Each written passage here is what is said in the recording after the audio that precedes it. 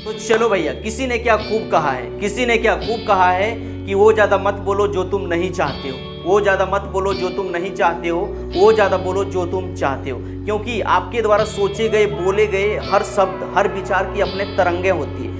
जब आप सोचते हो, जब आप बोलते हो, तो वो तरंगे यूनिवर्स में जा रहा होता है, प्रकृति में जा रहा होता है। और भगवान का, प्रकृति का एक सिंपल सा नियम है कि जो आप यूनिवर्स में भेजते हो वही चीज़ें आपके लाइफ में अट्रैक्ट होता है, वही चीज़ें वापस आता है। इसीलिए खुद के बारे में, दुनिया के बारे में, धरती के बारे में, किसी के बारे में ना गलत बोलो ना गलत सोचो। क्योंकि आपका जो सबकॉन्शियस माइंड है, ये हकीकत में और कल्पना में और झूठ में फ़र्क ये भैया जानता ही नहीं है। जो चीज़ें आप बार बार सोचते हो, बार बार बोलते हो, जो बार बार रिपीट करते हो, वही चीज़ें आपका सबकॉन्शियस माइंड आपके लाइफ में, आपके ज़िंदगी में, आपके शरीर में अट्रैक्ट करने के लिए शुरू कर देता है, खींचा चला आता है। इसीलिए कभी भी गलत मत बोला करो। आपने देखा होगा कि जिस दिन आपको हल्का फुल्का सर्दी बुखार पकड़े, उस दिन सोचना कि आज मेरा तबीयत खराब है, आज हमको अच्छा नहीं लग रहा है, पेट दर्द कर रहा है, माथा दर्द कर रहा है। लगातार 15 से 20 मिनट सोचना, आराम से बेड पर जाके सो देना। देखना धीरे धीरे आपको जोड़ों से बुखार आ जाएगा, आपका शरीर सुस्त हो जाएगा, आपका दिमाग काम करना बंद कर देगा, आपको डॉक्टर के यहाँ भी जाना पड़ सकता है। लेकिन वही अगले बार से जब आपको हल्का फुल्का सर्दी बुखार पकड़े,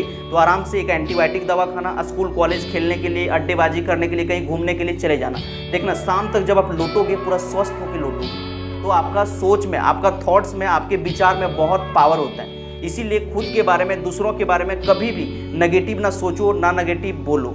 देखो भैया, स्वामी विवेकानंद जी ने बहुत सुंदर बात कहे हैं कि जैसा आप सोचते हो वैसा ही आप बनते हो। अगर खुद के बारे में कमज़ोर सोचोगे तो कमज़ोर बन जाओगे, अगर खुद के बारे में शक्तिशाली समझोगे, शक्तिशाली सोचोगे तो शक्तिशाली बन जाओगे। क्योंकि आपका जो बॉडी है, जिस तरह सोचते हो, जिस तरह बोलते हो, उसी तरह का हार्मोन डेवलप करने के लिए स्टार्ट कर देता है। कई बार आपने बचपन में भी एज्यूम किया होगा, बचपन में भी आपने देखा होगा, जिस टाइम आप LKG, UKG, 1-2 क्लास में जिस दिन आप पढ़ते होंगे, जिस दिन आपका होमवर्क कंप्लीट नहीं रहता होगा, मम्मी से, पापा से या तो दादी से बोलते होंगे कि आज मेरा तबीयत खराब है, पेट दर्द कर रहा है, माथा दर्द कर रहा है, आज मैं स्कूल नहीं जाऊँगा। और इसी तरह सोच सोच के सुतना। देखना थोड़ी देर के बाद आपका पूरा शरीर गर्म हो जाता होगा और आपको अच्छा लगना बिल्कुल नहीं लगता होगा, आपको बुखार धर लेता होगा। तो आपका सोच में बहुत पावर है। इसीलिए खुद के बारे में, दूसरों के बारे में कभी भी ना नेगेटिव सोचो, ना नेगेटिव बोलो।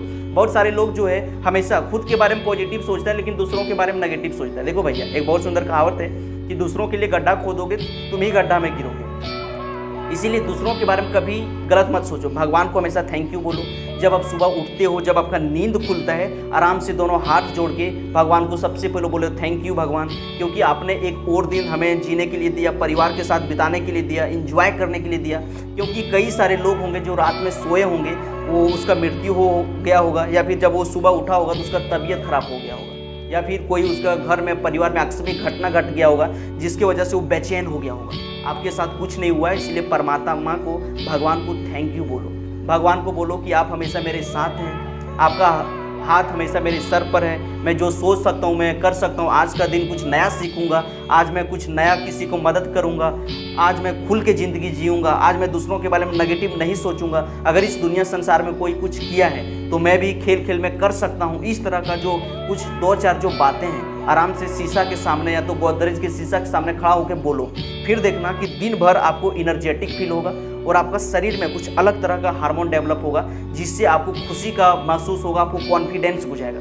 इसीलिए खुद के बारे में, दुनिया के बारे में, धरती के बारे में, किसी के बारे में भी ना गलत सोचो, ना गलत बोलो। अगर दूसरों के लिए गड्ढा खोदोगे तो गड्ढा में आप ही गिरोगे, या फिर प्रकृति, भगवान आपके लिए गड्ढा खोद देगा।